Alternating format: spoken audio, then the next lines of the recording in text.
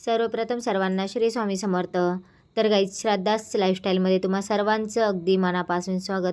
तर आज आम्ही चाललो आहे पुण्याला. तर पुण्याला कशासाठी, तर माझ्या नणंदबाई आहेत, तर त्यांची वास्तुशांती आहे म्हणून आम्ही सर्वजण गाडी करून पुण्याला चाललेलो आहे. मस्त निसर्गाचा आनंद घेत आम्ही आणि मस्त हसी मजाक करत आम्ही इथे पुण्याचा प्रवास सुरू केलेला आहे.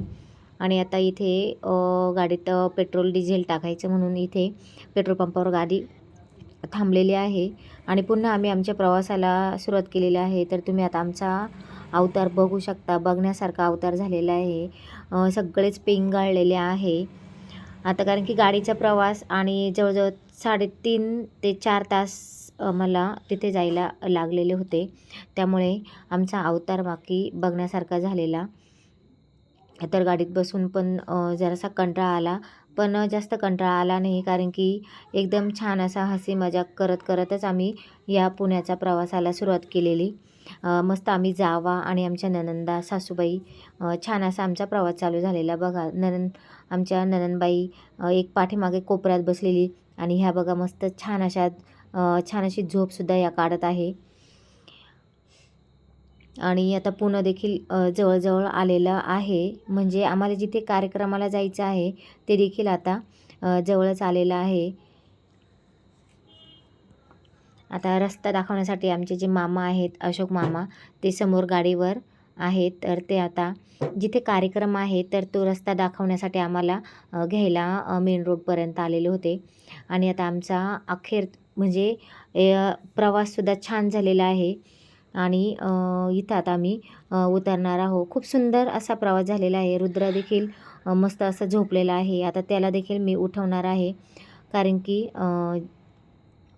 सोनींच्या घरी कार्यक्रमाला आलो, ते घरसुद्धा त्यांचं आलेलं आहे, म्हणून आम्ही एक करत गाडीखाली आता उतरत आहोत.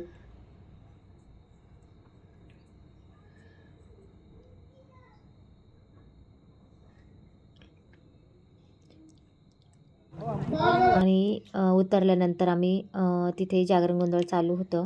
तर आता आतमध्ये घर बघायचं होतं, म्हणून आम्ही ते बघत वरती पण गेलो आणि सेकंड फ्लोअरलाच पूजा मांडलेली होती.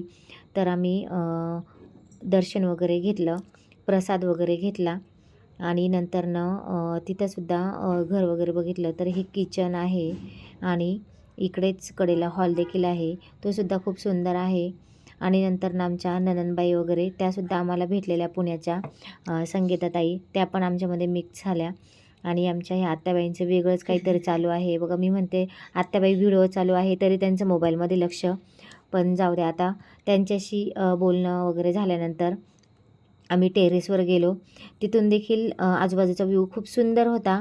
असं एकदम असं काही गजबजलेलं वाटलेलं नाही वातावरण, एकदम छान सुटसुटीत मोकळं असं वातावरण होतं.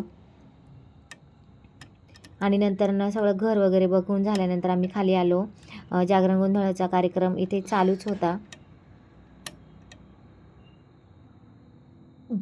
तर म्हटलं आता दुसऱ्या नणंदबाईकडे जावं म्हणून आम्ही त्यांचाच मुलगा इथे आदूसोबत त्यांच्या घराकडे जायला निघालेलो. तर एकदम छोटंसं पिल्लू, म्हटलं पुण्यात राहतात तर याला माहिती आहे की नाही, मी विचारते, आदू तुला घर माहिती आहे की नाही तुमचं, तर तू आम्हाला व्यवस्थित नेशील की नाही.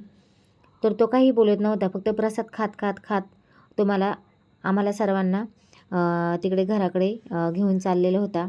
म्हटलं आता हा बरोबर नेतो की नाही, पण त्यांनी बरोबर त्यांच्या घराकडे आम्हाला आणलेलं आहे. बघा, आमच्या नणंदबाई आमची वाटच बघत होत्या. तर बघा कशा आतमध्ये पळून गेल्या.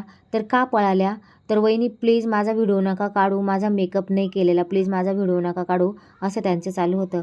मी पण त्यांचीच भाऊजाई, मी का नको काढू, कारण की आमच्यासुद्धा त्यांना म्हटलं आमचासुद्धा अवतार झालेला होता, गाडीतसुद्धा आमचाही मेकअप नाही, मग आम्ही विदाऊट मेकअपचं येऊ शकतो, तर तुम्ही का नाही.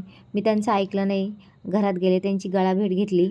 तर ते म्हणे थांबा वहिनी मी थोडं आवरून येते, पण मी म्हटलं नाही, मी पण तुमचा व्हिडिओ काढणार बिना मेकअपमध्ये. तर तुम्हीच सांगा गाईज, माझ्या नंदेला मेकअपची काय गरज आहे, त्या ऑलरेडी एवढ्या सुंदर आहे, विदाऊट मेकअप एवढ्या सुंदर दिसतात, तर त्यांना मेकअपची काय गरज आहे. गेल्या त्यांच्यावर पावर केला, राणी पहिला चहा द्या. तर मस्तपैकी चहा, असा कडक कडक चहा त्यांनी आम्हाला सर्वांना दिला.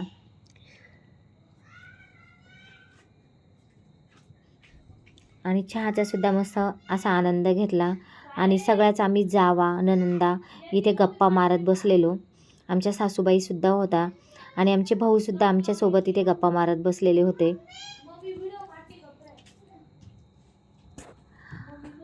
मस्त आमच्या नंदा म्हणत होत्या जावा अशा, भाऊजाई अशा, असं करता करता छान असं गप्पा पण आमचं मारायचं काम चालू होतं. आणि नंदेला असं बसवणार, नंदेला थोडंच आम्ही बसलेलं आवडणार होतं. लगेच त्यांनी मला कामाला लावलं.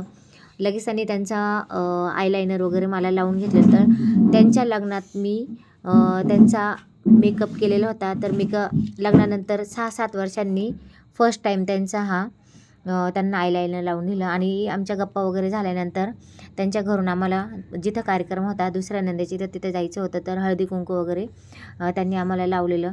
तर म्हटलं चला हळदी कुंकू लावतात तर आता व्हिडिओ चालूच आहे, तर प्लीज आम्हाला पायासुद्धा पडू द्या, म्हणजे व्हिडिओत येईल बघा ननंद भाऊजाईंचं प्रेम. म्हणून मी त्यांचं दर्शन देखील घेतलं. आणि असंच आता त्यांच्या हळदी कुंकू लावल्यानंतर जिथं कार्यक्रम होता तिथं आम्हाला जायचं होतं. तर बाहेर त्यांनी लसूण वगैरे लावलेला होता, तो देखील आम्हाला त्यांनी दाखवला. तर एका नणंदबाईने लसूण लावलेला होता आणि दुसरी नणंदबाई तो उपसण्याचा त्यांचा कार्यक्रम चालू होता. म्हटलं चला चालू द्या. आणि नंतरनं कार्यक्रमाच्या ठिकाणी आलो. रुद्राला भूक लागलेली होती, तर त्याला देखील मी इथे ताट करून दिलं. आणि इकडेच आता जागरण गोंधळ संपलेलंच होतं आणि इथे हळद दळण्याचा कार्यक्रम यांचा स्टार्ट होणार होता. तर तिथेही गेलो जरवळ, तिथलंही दर्शन वगैरे घेतलं. आणि जो हळद वगैरे दळण्याचा कार्यक्रम होता त्याचा देखील आनंद घेतला. त्याचबरोबर माझ्या ज्या जाऊबाया आहेत भारतीताई, त्या देखील आम्हाला इथे भेटल्या.